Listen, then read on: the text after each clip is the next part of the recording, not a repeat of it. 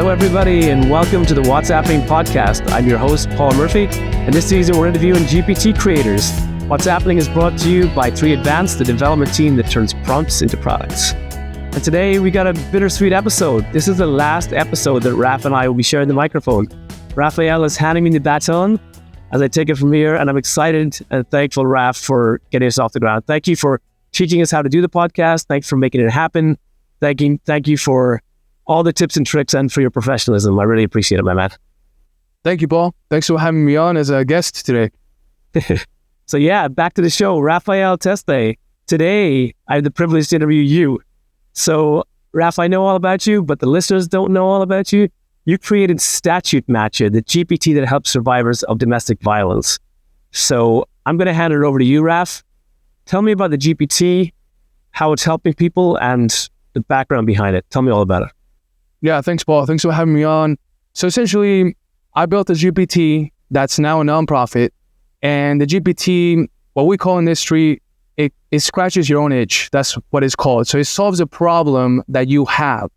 And I survived domestic violence, and I realized that the meat and potatoes of the conversation should be something that are called criminal statute codes, which are often overlooked by our current first responder organizations. It's like a gap in the system, but it's critical. You can't overlook this.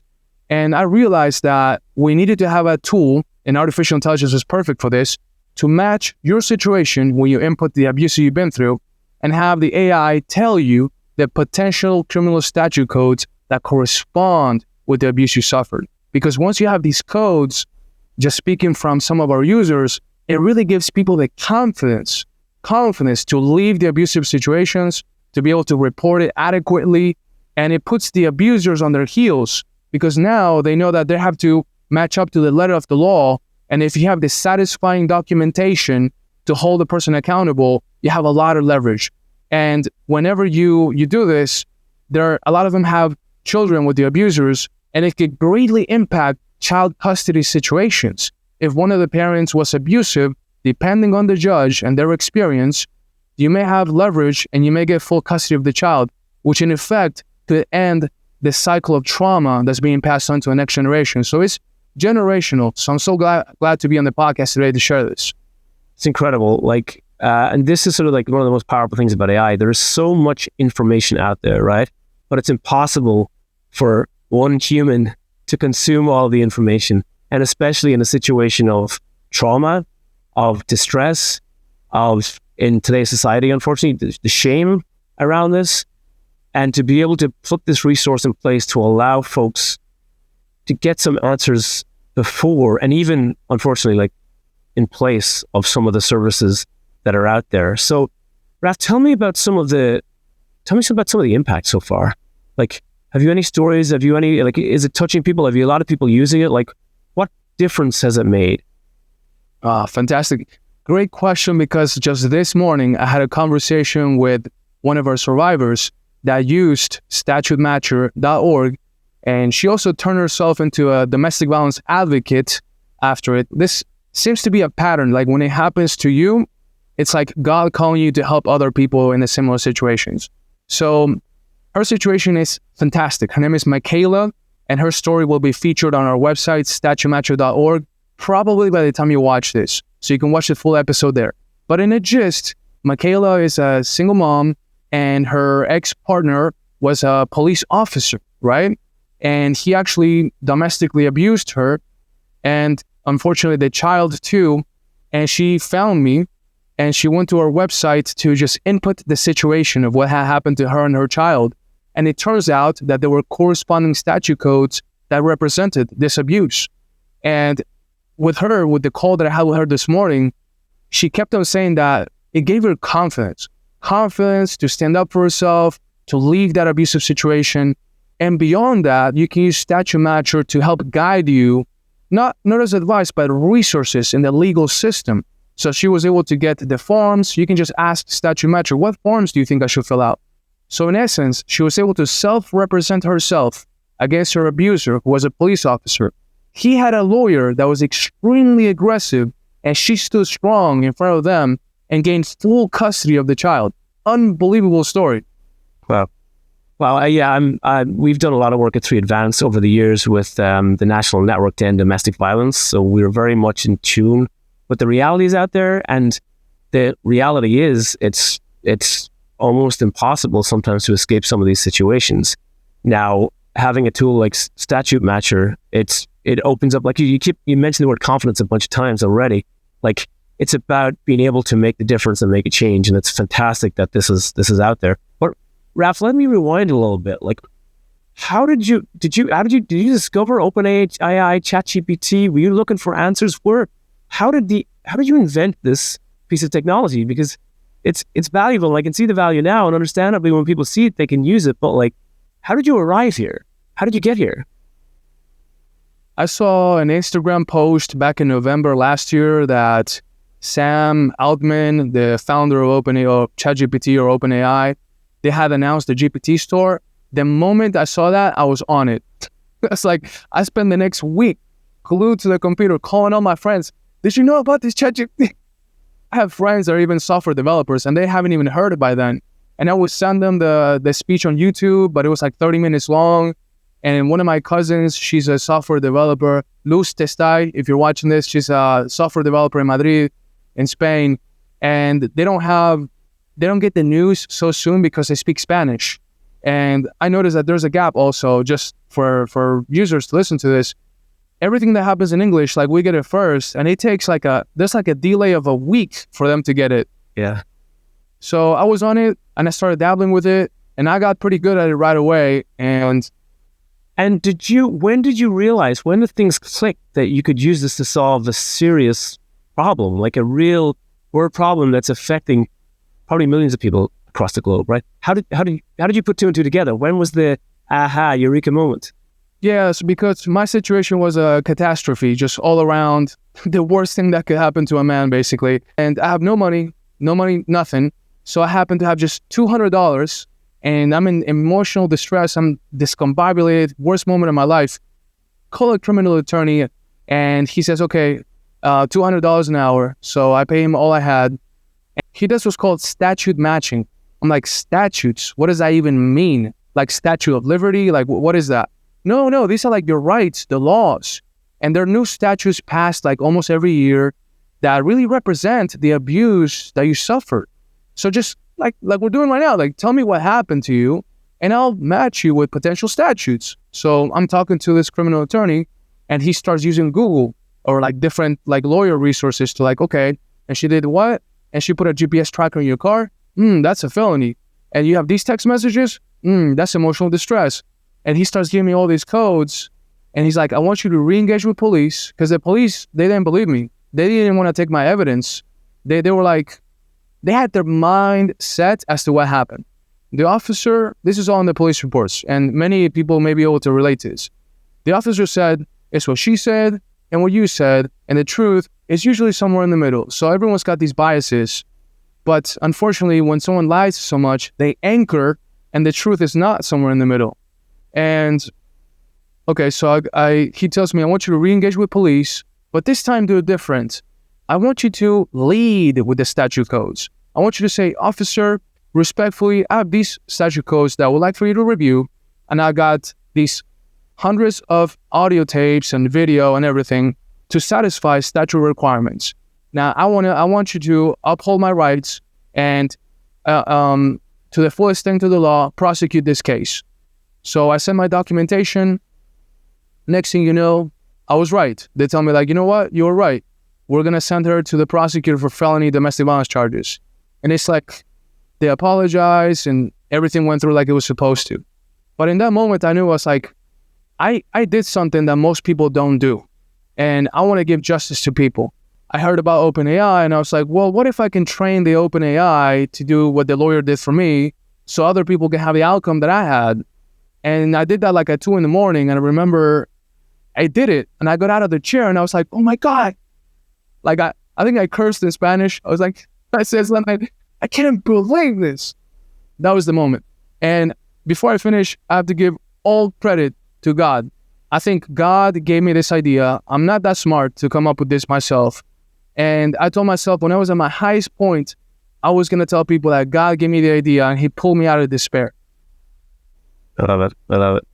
So it's like, yeah. So you're basically, instead of hiring lawyers, researching online, spending so much money, you can now head over to StatuteMatcher and start answering questions, adding some details, coloring the picture, and suddenly your GPT, and I want to get more back into the technical side of this, your GPT does what a lawyer might do. It starts listing out different statutes and how you would maybe collect evidence, or how you would create your case or bring your case to law enforcement. Is that correct? Yes, it is like having an attorney by your side 24/7 answering all your questions in Spanish, English, any language, and it's versatile in laws of all 50 states and all countries around the world. So let's switch to the GPT itself, because I am curious about this. It started off as a GPT in the GPT store. Is that where the GPT is now? I know you've mentioned StatuteMatcher.org. Where are we on the journey of this product, in essence? Okay, so in order to answer this question, I have to provide context. This all seems like it happened to the perfect person. It's almost like someone orchestrated the plan to happen to me so I can solve it for people, but I'm going to take none of the credit. It's all for God. So I was a founder of a mobile application, and so I have experience managing software, talking to users, being a product manager, having that detective instinct as to what the user is thinking and feeling. And I realized back in the day, to send people to OpenAI and have them pay $20 to use a GPT, too much friction. Too much. You agree with this, Paul, right? Mm-hmm. Too much. Gotta create the account. What's worse than one login, Paul? 2 logins. Like 2 credentials. You gotta log in, you gotta put your credit card information. My customer, they feel very uncomfortable creating that because they're in the situation of distress. They may not even have the credit cards. The abuser may have way too much friction. I was like, there's gotta be a way around this. So I do have a lot of, it's almost like a question of accessibility, right? Because AI has created this, has provided this accessibility to millions of people of doing things they couldn't do before, but it still has behind a wall. Folks have to understand OpenAI, ChatGPT, register, pay, whatever else. And especially, like you say, everybody's not technical. Everyone doesn't know how to use these, nor do they want to put their personal information somewhere. So what's the solution? What do you do about that? So I did a lot of research and I found a third-party provider that would allow me to integrate ChatGPT 4 Plus into a website with no login, completely anonymous, and for free. Bingo. So I got that done, and then I went back to my users, and now they started chatting with it. It's great. I got a question about that, right? So you, again, some of the GPTs that we're covering here are being monetized, have been monetized, or are going to be monetizing. This service, this community service, ultimately is available for anyone to use free. How do you fund that? Like, how do you make that happen? That's the part that I need help with. So I promised that this was going to be completely free, always. And it's really good to have that mission and vision when you start out early, because then you don't get sidetracked when people make suggestions, because you know what this is supposed to look like in your mind. And when people say, this is fantastic, you just sent me $200, why don't you charge $20 for it? No, I can't charge, because I know what it's like myself to be in a place where you have no money. Even if it's 99 cents, it's too much money. Yes. Yeah. So again, where does this move to? This isn't a business. You mentioned a nonprofit. It is a .org. Tell me about this. Is this a nonprofit? Have you, in essence, turned your GPT into a nonprofit? Is that what you're telling me? Yeah, that's perfect segue. So, yeah, in this moment, I want to tell the audience how to turn a GPT into a nonprofit, and I got 5 steps you can follow. And I am certainly qualified to share this with the audience because I've done it myself, and I'm going to show the proof. So I'm going to screen share, and I'm going to send us to the Arizona Corporate Commission's website, which is where you can register your companies. And so you registered a nonprofit. You actually created a nonprofit from this? Yep. So let me know where you can see my screen. Yep, looks great. All right, so for us, it's the Arizona Corporate Commission. This is us. It's a domestic violence nonprofit. And the name, let me see, statute. So StatuteMatcher. How difficult was the process of registering the the organization? Right. So you have to go to the Arizona Corporate Commission and you follow a sequence of steps to do this. And I'll answer that in a moment. First, I want to show a little more credibility before I get into that. So you can see here are our board of directors, which every nonprofit needs at least 3 that are not related by blood or marriage in order to have them. And this is public record. And then you can go to document history and you can pull up our articles of incorporation, which are 6 pages. Now, this is usually, you can still see the PDF, right? Mm-hmm. This is usually drafted by an attorney, but I didn't have the money to get an attorney. So what did I use? Artificial intelligence. But I paired that with also reading a book about nonprofits. So I didn't just tell AI to draft it for me. Rafa, are you going to create a nonprofit registration GPT next? Because this is something that people probably want help with as well, right? Yeah, actually I already made it. So I think it's the number 1 501c3 nonprofit on the ChatGPT store right now. That's great. But great. And I did not know that. Yeah. Love it. I love it. But it is a good idea to read a book to accompany that. And yeah, so officially it is a nonprofit. And I know that, how can I say, the document that I drafted has been thoroughly reviewed because it got rejected twice. And it was like small things like the title here or delete this word. But 99.5% of the document was correct. Yeah. And everyone can do this. So I'm a big advocate for using AI for good, for social cause, for the poor, the people that have the least, the ones that can't afford attorneys. The people, I think, Paul, you mentioned there's another GPT about people that were incarcerated trying to get back into society, right? That's right. Yeah, I was inspired by your GPT, Rafael. Same kind of problem. There's a lot of information out there, but it's not accessible. It's not accessible. So, making that legal information accessible and easy to use is critical. Critical. So now, if you like, I can give you the 5 steps to turn a GPT into a nonprofit. Love it. Love it. All right. Step number 1. Have the GPT help you do something remarkable. It's kind of ambiguous, but use your instinct to think what is something remarkable that a GPT really helped you do. Step number 2, validate your hypotheses. Are you the only one that has had this problem? See if you can have the GPT solve the problem for other people and see what their reaction is.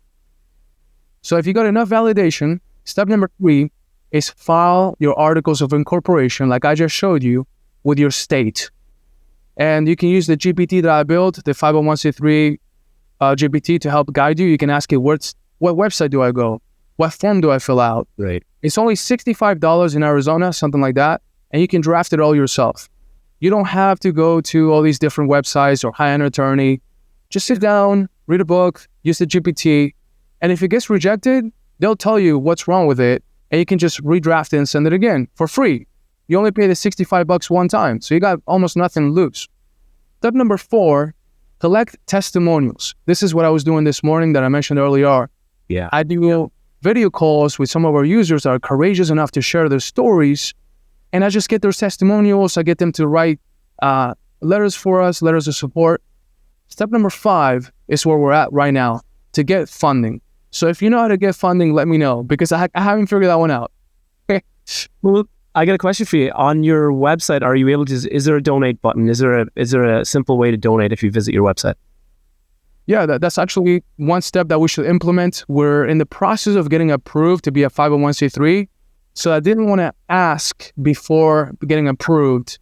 That's where we are.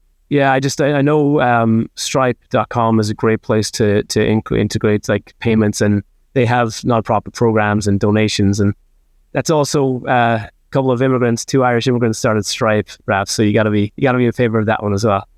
Stripe was made by Irish immigrants. Two Irish guys who ended up here early on, super smart, went to Ivy League schools as 15 and 16-year-olds, and created Stripe, the multi-billion-dollar company, changed the industry, changed the world. Gee, if they have so much money and they feel like they want to give back, I exist, you know?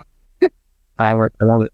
So, Raf, what is the future? The future is building up this nonprofit. I presume donations is a big part of this. Hopefully, foundation grants. What else? What else do you see in store for StatuteMatcher? I've gotten really clear on the vision and who's our end user. So while any survivor watching this, you can go to StatuteMatcher.org, readily accessible for you to use. Really, our end customer is domestic violence organizations and first responders. We are the perfect complement to their staff, to their advocates, to help the people that they're so passionate about helping. They're truly heroes. And we want to provide that tool that complements them. So the other day, I read a quote that was something along the lines of, I want AI to do the laundry and dishes for me so I can do artwork, right? We want to delegate it, like the heavy stuff, to AI. So how this translates, part of my vision that you asked me, is the future advocates to have this StatuteMatcher companion open on their browser to help the victims, but also they can give the tool to the victim themselves. But really our end customer is the organizations. And we already have 4 of them using StatuteMatcher every day. We want to build that network, and it will always be free. I love it. Well, Raph, we're nearing the end of the podcast. I'm so glad we got to do this because it's given me a chance to get deeper into StatuteMatcher. We haven't talked about it recently, and it's so amazing to see, both to hear the stories as well as to see the progress made. Any final words about StatuteMatcher or anything else before we wrap this one up? Yes, thanks, Paul. So I don't want to take any of the credit. I don't have to have my name on any of the victories. And the reason I say that is because even though there may be, I think there's another one called Amy Says, and I'm so happy about sharing the platform with them here because we're all in this together. My goal, I want to make a living from helping people with AI and domestic violence. Yeah. I don't have to become wealthy. I don't have to have a very fancy car or a nice house. Like, I just need to make a living from this and I'll be happy economically because I get a lot of fulfillment from the work that I do. So I'm sharing that because I don't see other people using AI for domestic violence as competition. I want to help. I want to give them a shout out on the podcast today. And it may be that some of the older nonprofit organizations that they're maybe a little hesitant and have healthy skepticism about integrating AI. Maybe it's not my calling to solve the whole problem myself. Yeah. Maybe I would love to work with them and help them integrate the AI. But just maybe another scenario could be that they see StatuteMatcher having some success and it'll make them question, like, maybe we should integrate AI. Maybe we're not going to hire StatuteMatcher or Rafael Testai, my name, to do it for us, but maybe it's worthwhile considering. And I would be totally okay with that. Although I think I'm the most passionate person about the subject and I would love to do it myself and work with them. Yeah. But if that's the route to go, ultimately we'll get to the end goal in my mind, which is helping the people. I'm not going to lose track. This is not about me becoming famous. It's not about making money. It's not about any of that that's personal. It's about helping the people that need it most. And that's where my focus is. Having a life of service. I don't want to cry. Yeah, that's what the purpose is. I love it. It's an incredible cause. It's so important. I think I love the attitude. I feel this way so much in my own day-to-day work is, the rising tide raises all boats. And this boat's got to be raised. Your boat needs to be raised as well as a lot of others in the space. And I'm truly thankful that you're doing it. And before we wrap up the podcast, this episode, I do want to say thank you from the bottom of my heart, Raf, for teaching me how to get this podcast up and running, for getting us moving the past few weeks and interviewing the handful of first guests that have been on the show. Really exciting. I wish you all the best with StatuteMatcher. You said it before, if it helps one person, it's a success, and I can see it one by one. You're going to help people, and it's going to continue. And I am honored to watch it happen, and will help you in whatever way I can. So thank you. And thank you to everybody else. Thanks for joining us on this episode of What's Happening.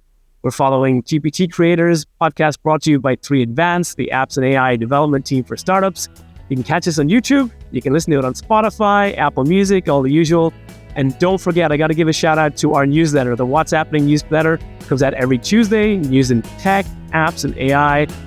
Get on it, subscribe, let us know what you think. Signing off for now. Thanks again, Raf. Slanja. Thank you.